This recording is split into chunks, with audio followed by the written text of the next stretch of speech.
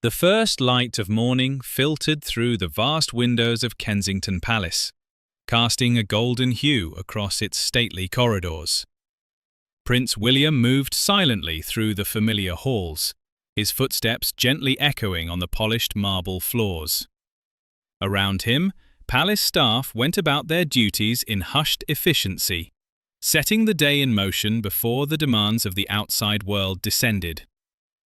There was a sense of calm that existed only in these early hours, a stillness that both William and Catherine had come to cherish. Catherine was already seated in their private sitting room, her posture relaxed as she read the day's correspondence. Dressed in a soft cream sweater, her hair loosely framing her face, she looked serene in the morning light.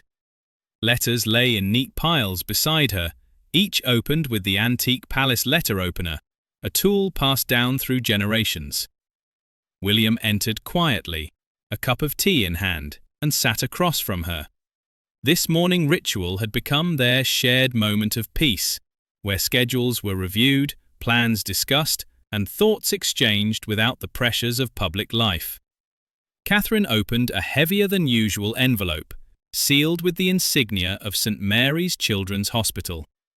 As she unfolded the invitation inside, a look of curiosity crossed her face. The hospital was opening a new wing, focused on treating children with severe heart conditions, and had requested the couple's presence at the unveiling ceremony. The letter wasn't just formal, it included a heartfelt note from the hospital director, emphasizing how much their visit would mean to the children and their families. Many of the young patients had already been talking about it, eager for something joyful amidst their ongoing treatments. William leaned in, reading the message over Catherine's shoulder. There was something about this invitation, something neither of them could articulate, but both felt deeply. Though they had attended numerous hospital openings over the years, this one felt different. The note spoke of bravery, resilience, and hope in the face of adversity. Catherine imagined the children waiting for surgeries, confined to hospital rooms, clinging to dreams of recovery. The weight of it settled in her chest. William reached out, quietly taking her hand. Without words, they understood each other's thoughts.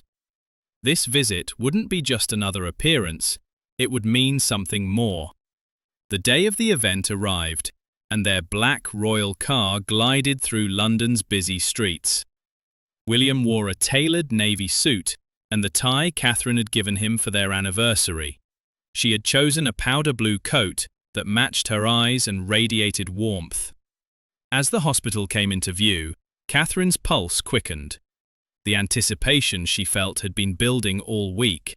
William noticed and gently squeezed her hand in reassurance. Outside St. Mary's, a crowd had gathered. Families waving flags, hospital staff in formal uniforms, and excited children hoping for a glimpse of the royal couple. The red carpet stretched from the car to the entrance, flanked by photographers and security personnel. William stepped out first, smiling and waving as cheers erupted from the crowd. Catherine followed, her presence met with heightened excitement. Her kind smile and gracious demeanour seemed to touch every onlooker personally. They were greeted by Tersa Mitchell, the hospital's long-serving director. With gentle eyes and silver hair pinned back neatly, she offered a modest curtsy and heartfelt welcome. The hospital staff had gone to great lengths for the occasion. Flowers adorned the walkway and faces peeked from upper windows, hoping to see the royal guests. Inside, the entrance hall had been transformed. Balloons and hand-drawn banners added colour, while the walls displayed artwork from the young patients. Catherine paused to admire the drawings. Each piece told a story of home, dreams, recovery. One image showed a girl smiling in a hospital bed, sunshine pouring in around her. Another featured a boy playing soccer, his strength returning. A crayon-scrawled caption beneath read, "I will be strong again." William joined her, visibly moved. The hospital director explained that art therapy helped children express emotions they struggled to verbalize, offering them a creative refuge. As they continued through the hospital, Catherine was struck by the sense of courage that infused every hallway. The bright corridor ahead was lined with colorful murals, rainbows, animals, and whimsical landscapes. Nurses passed by, tending to their duties while sneaking glances at the royal guests. Their first stop was the cardiac ward, where some of the youngest and bravest patients were receiving treatment. The playroom they entered was cheerful, filled with sunshine and warm colours. Toys, books, and low tables made the space inviting. Several children were engaged in painting with the help of an art therapist. When they noticed William and Catherine entering, their faces lit up with surprise and joy.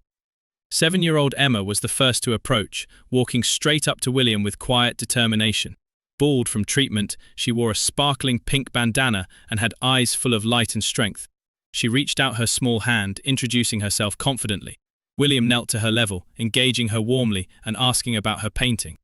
Emma had created a vivid rainbow over a flower-filled field. Each colour, she explained, symbolised something: courage, happiness, hope, healing, peace, and dreams. Catherine joined them, deeply touched by the depth of meaning Emma had poured into her art. The child's focus on others, her wishes for children like herself, moved Catherine profoundly. One by one, other children approached. 10-year-old Marcus showed his soccer-themed artwork, a hopeful vision of life post-recovery. 8-year-old Sophie had drawn her family sharing a picnic, dreaming of normalcy. Each picture, each story reflected determination and a refusal to give in to despair. The young patients spoke freely about their experiences, illness, treatments, fears, and hopes. There was no trace of self-pity. Their courage shone through, a reminder to William and Catherine of the resilience that could exist even in the smallest hearts. As the couple spent time in the ward, listening and connecting, the significance of the invitation they had received became clear. This wasn't just a ceremonial appearance. It was an encounter that would stay with them forever. A moment that deepened their understanding of the quiet power their presence could bring. This day, born of a simple envelope, had turned into one of the most powerful experiences of their royal life, reminding them why they served in the first place.